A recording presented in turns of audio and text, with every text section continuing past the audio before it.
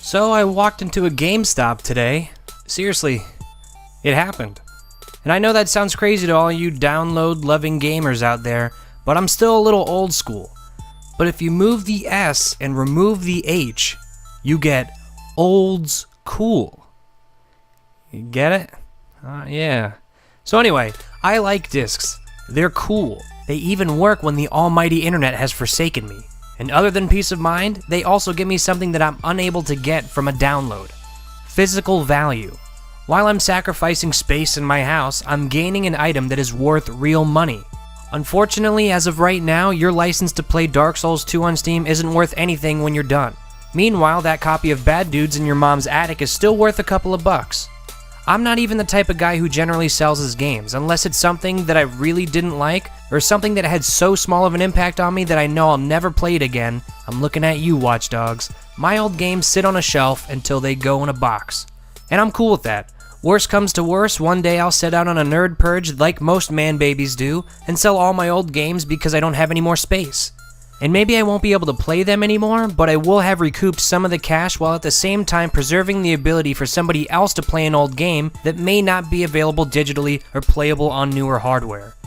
Until a service like GOG exists on consoles, or I'm able to transfer my digital games to future backwards compatible consoles, I'm not on board with an all-digital future. Unless my PlayStation pulls a Steam on me and makes it unbelievably convenient, painless, and cheap to buy stuff digitally, nope, I'm just not in.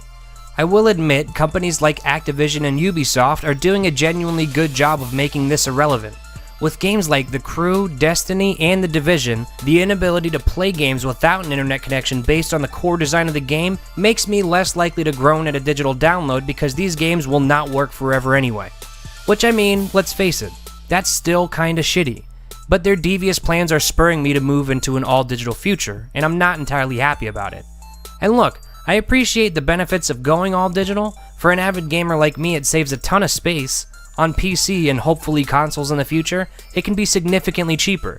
And it saves me the pain of being berated by GameStop employees who practically beg me to pre-order games that I just don't give a shit about. But to me, there is still significantly more value in buying a physical copy of a game that can be given to others when I'm finished and reliably played without an internet connection for the foreseeable future. And do not ever give me that bullshit about how internet connection is barely an issue because when I wanted to play Civilization 5 after moving into my apartment, Steam told me to fuck right off because Comcast blows. But that's admittedly a small concern, let's be honest. I genuinely fear for the future of retro gaming. I'm able to play Super Mario World because I wasn't relying on a functioning hard drive or a digital service to police my game time.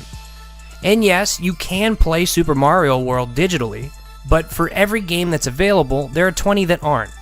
Without the ability to put a physical disc or cartridge into an old console, you do not have and are intentionally not guaranteed to have permanent access to a game that you've already purchased. And that alone is why I'm not going all digital anytime soon. But there's still time. I'm willing to change, but on my terms. Not Sony's, not Microsoft's, and not Nintendo's. But don't worry guys, this internet thing is going to be really big someday. And I sure can't wait to see it happen. I've been Mike Feyrer. See you next time.